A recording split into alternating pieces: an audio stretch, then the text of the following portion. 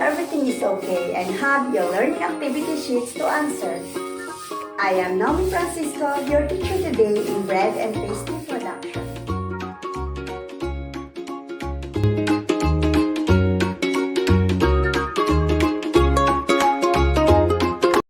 We are in the fourth week of the fourth quarter, and we are about to prepare the ice petit fours.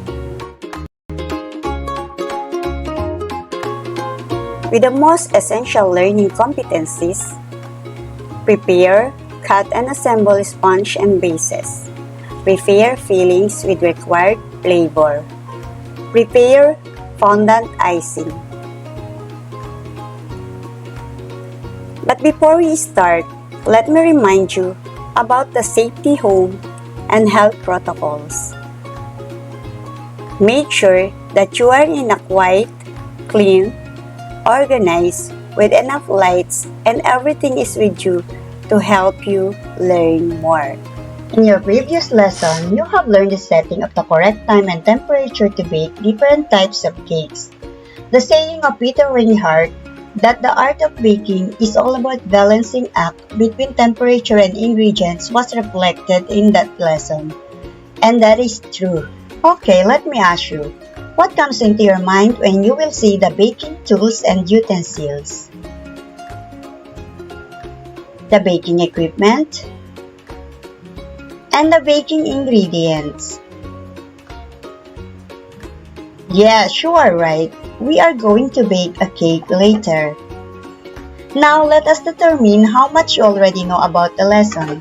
What adjective word used to imply that she is dainty, attractive, and adorable? That's great. The word is petite. How about the number word equivalent to the product of 2 and 2? 1 more than 3, or 6 less than 10. Very good. The correct word is 4. So the first word is petite and the second word is 4. When we combine those words, a compound word petit fours is formed. That is our lesson for today. Okay class, using your smartphone, laptop, or computer tablet, open the links that you are seeing on the screen and watch it so that you will be guided in doing our lesson. After that, you are going to answer these questions on a separate sheet of paper. What is petit fours? Petit fours refers to confections such as miniature cookies, tartlets, and cakes that may accompany an afternoon coffee or tea, or that are served after a meal. Petit fours are light, delicate, crisp, and refreshing. That common defining characteristic of petit fours is that they can be eaten in 1 or 2 bites. Petit fours, which means small oven in France, refers to the tradition of small baking pastries in a slow oven after large pastries have been removed and oven temperature is reduced.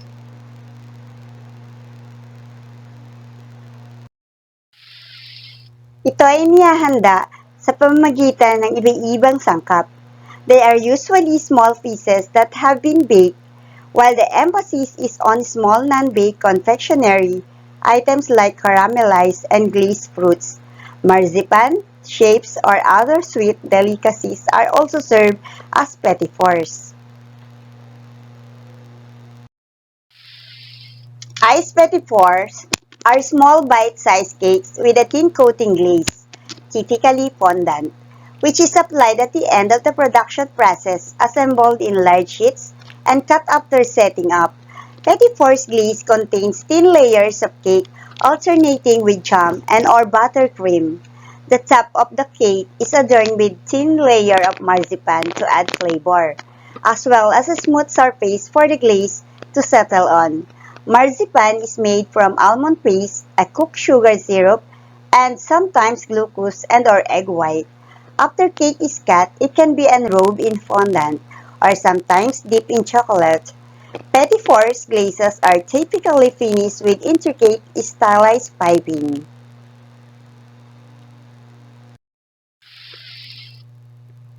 Classification of petit fours.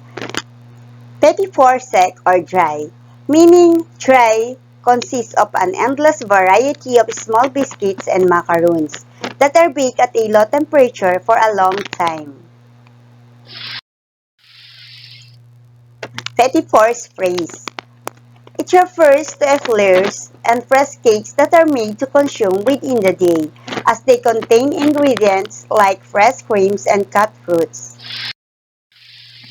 Savory tarts or petit four cereal, containing ingredients like cheese, ham, and egg, also falls under the classification of phrase. Different types of petit fours bases. The base for petit four can be marzipan and sponge.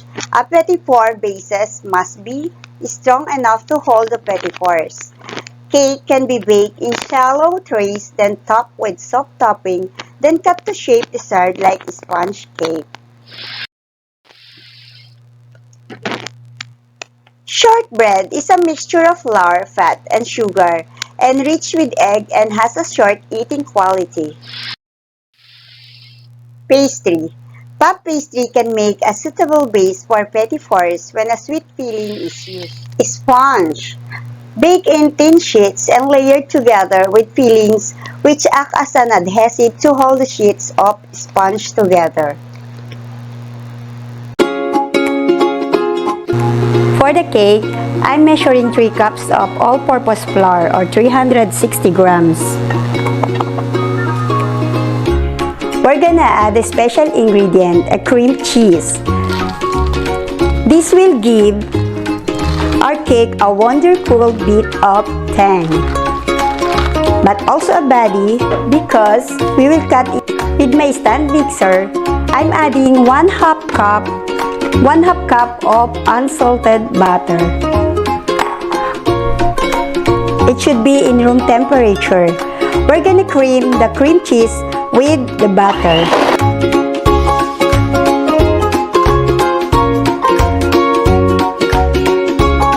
It will get really smooth, so do not skimp on the initial creaming.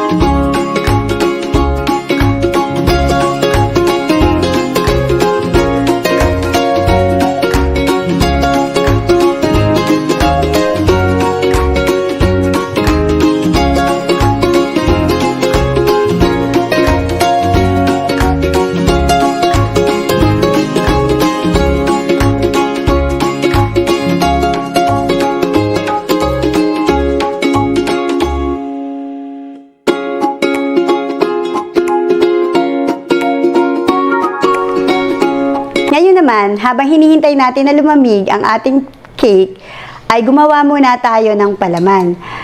Isang simpleng vanilla buttercream ang aking napiling gawin. We're gonna give a good cream for a 1 full cup of butter.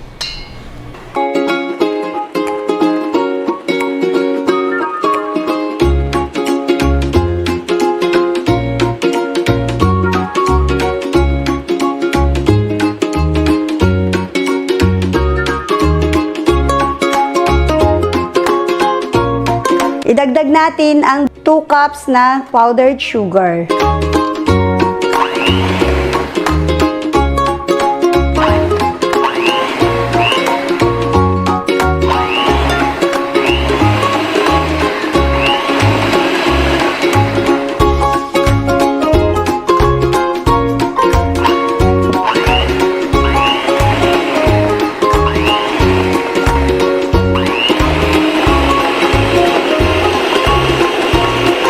Isunod natin ang natitira pang 2 cups of powdered sugar habang i-mix natin ito. Ngayon ay i-assemble na natin ang ating petit fours. Get a wide wrap and flip the cake over.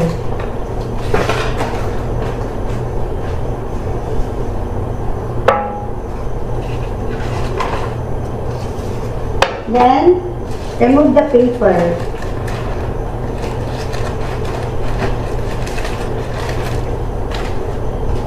Do not trim the edges because we will trim it later when it's already assembled.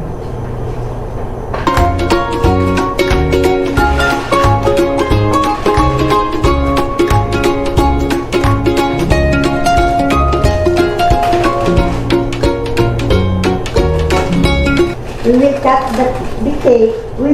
the cake exactly in a half.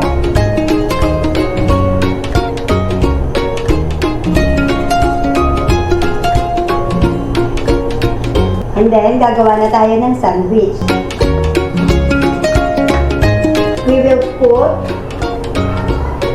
the buttercream na ginawa natin kanina using a scoop.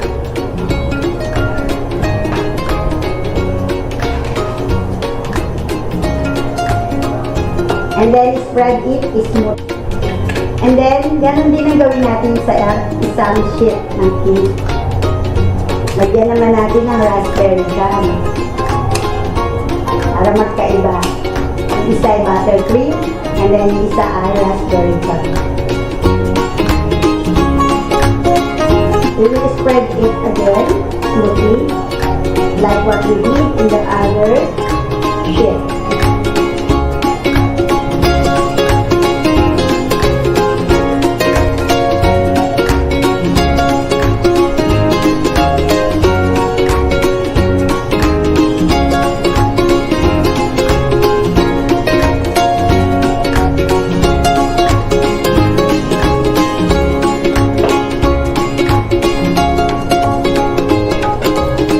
Then we will flip it over the other sheet.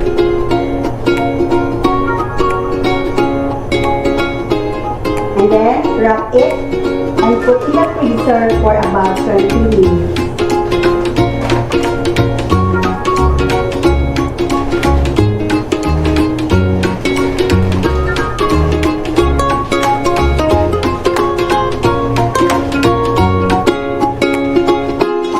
Ngayon naman ay gagawa tayo ng pouring fondant. 250 grams of white chocolate. And then we will put it on a simmering water.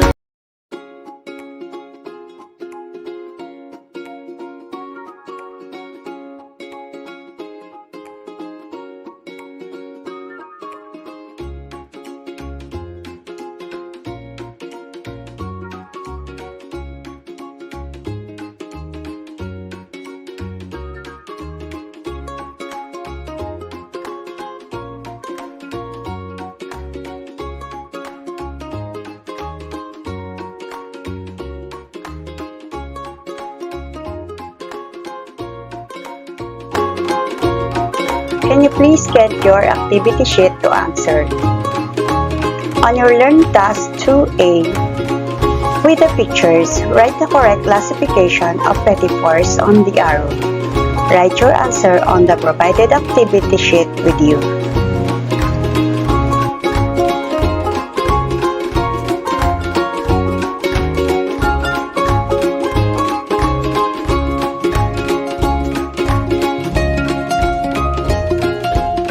For your learning task number 2B, choose the appropriate basis of petty force from column B that correspond to the statement in column A. Use a connective line for your answer. Write it on your answer sheet.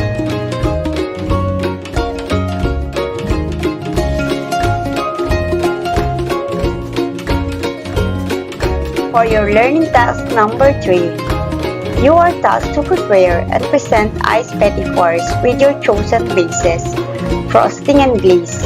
Either it is rolling or pouring fondant. But before that, you are going to watch a short video of making a simple bases called Brua from Maranao community or Bauli of Taos of people. Brua or Bauli is a halal certified biscuits that can eat mostly by the Muslim people. You are going to use a galan de uling or a simple oven de balde with using wood to fire. While preparing and presenting, you are going to take a video, save it, and send to your subject teacher. You have two options to submit it. Upload in your computer tablet and bring it with your parent or guardian to your teacher to submit. Second, upload it in Google Drive that your subject teacher created. Video of making bauli or brua is credited to YouTube.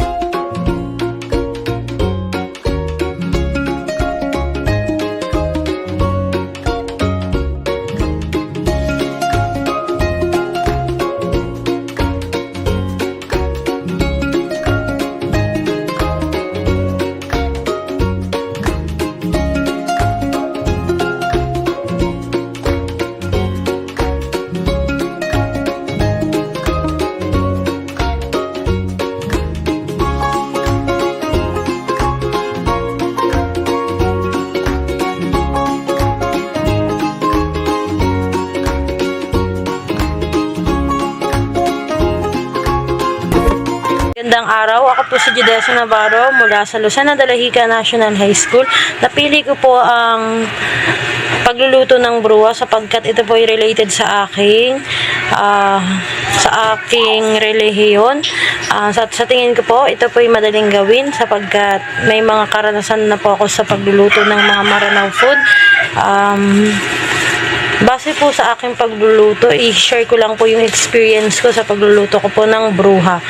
Masaya po siya gawin, tsaka isa pa po ay higit sa lahat, masarap po siya. Pwede din po siyang gawing negosyo sapagkat kahit pinatikim ko po siya sa bata ay talaga pong nagustuhan. Yun lang po. Maraming salamat!